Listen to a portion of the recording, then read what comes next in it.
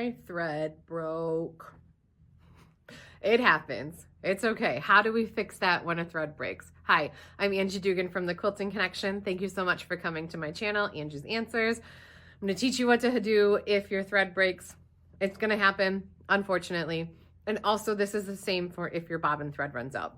So my my machine was quilting along, everything was going fine, and then all of a sudden my thread started shredding and my thread broke. So when your thread shreds, usually what happens is underneath of your quilt, you're gonna get a really gross knot of ugly, just like throw up of thread.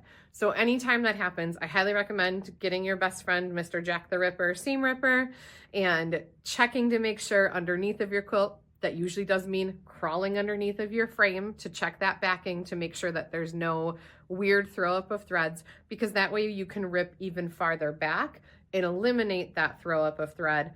That's where you're gonna start from then. So my machine, it did pause because the Amara does have a top thread break sensor on it. So it sensed that my thread had broken, so the machine paused on its own. If your machine doesn't have that feature, then you need to stand by it and you would need to hit your pause button in this bottom left-hand corner to get it to stop trying to go all the way across the quilt. So it stopped for me. It tells me here on my screen that there was an alarm, that there's a thread break, but my machine is locked in position right now. Both of those channel locks are on. So you have to be really careful when this happens that you don't just grab the machine and start trying to move it, because you can skip teeth on the track and then guess what? Nothing's lined up anymore. So you would have to go through extra steps to get that design repositioned before you can continue on that journey and on that quilt. So make sure that if your thread breaks and it does stop on its own, on your screen here in the bottom left-hand corner, there's a cancel button. So you need to touch that cancel button. All that you're canceling is the current location of the needle, the current location of the quilting path, because I don't need it to start here and keep going forward. I need to back it up to the left and get rid of some of these bad stitches. So I'm canceling where it is right now because I don't want it to start from there and go forward. I'm gonna give it a new start and end. So I'm gonna take my seam ripper, I'm gonna look at my pattern here, and I'm gonna rip back. Let me bring you in a little closer so you can see what I'm looking at. There is a throw up of thread right here. It just happened to be in the white, so it's easy enough for me to see. So it stopped stitching here. So now I need to rip back all of this, rip back that, and I'm probably gonna go maybe close to where that like kind of seam is. I don't want to go all the way back to here to start it over, but if you're not confident in your new starts, then you may want to continue ripping until you get to a busier fabric to start from there. I'm confident in how I restart my patterns, so I'm okay restarting it on here. So I'm going to go underneath, check and make sure that that's the only spot that there is a throw up, and fix that, rip this out, and I will bring you back when I'm ready to reline up. Everything is ripped out. It is a good idea to take your bobbin case out and just check to make sure that tension and drop is still good on your bobbin case.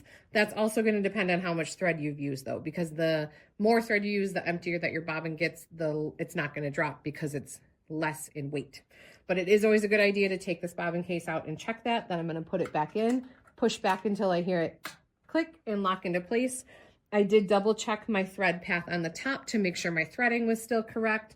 I threaded my needle and then I did a single stitch to get my thread below the foot.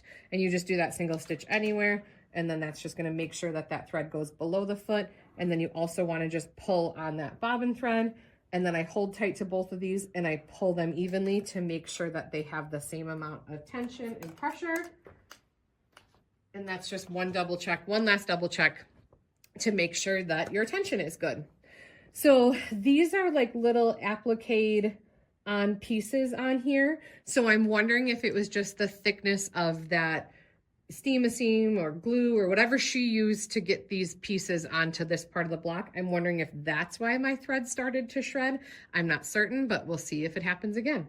So I ripped everything back. I am lined up just below this one right here. So I'm going to move my needle to get close to that stitching on the quilt there. Then let me bring you in so you can see the screen a little bit better. It still tells me that I had that alarm thread break, so I can close this out of my way.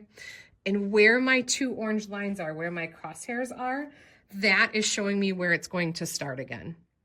This pattern doesn't have a lot of places where it doubles up, but just to the left of that, see where that loop is intersecting, where it starts and comes back on that loop.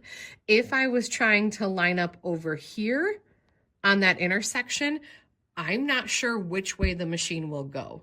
So it's always a good idea, don't restart on intersections. Make sure that you're on a solid stitching line. So this is where I want it to restart. And I'm just past that intersection and this is a solid line. So I know it's gonna start here and come this way and go that way. So just another kind of tidbit there, always make sure you're on a single stitching line. If I was at this intersection, I would just continue to rip back maybe into this loop. So that way I could start on that single stitching line of that loop. So I need a new start and end.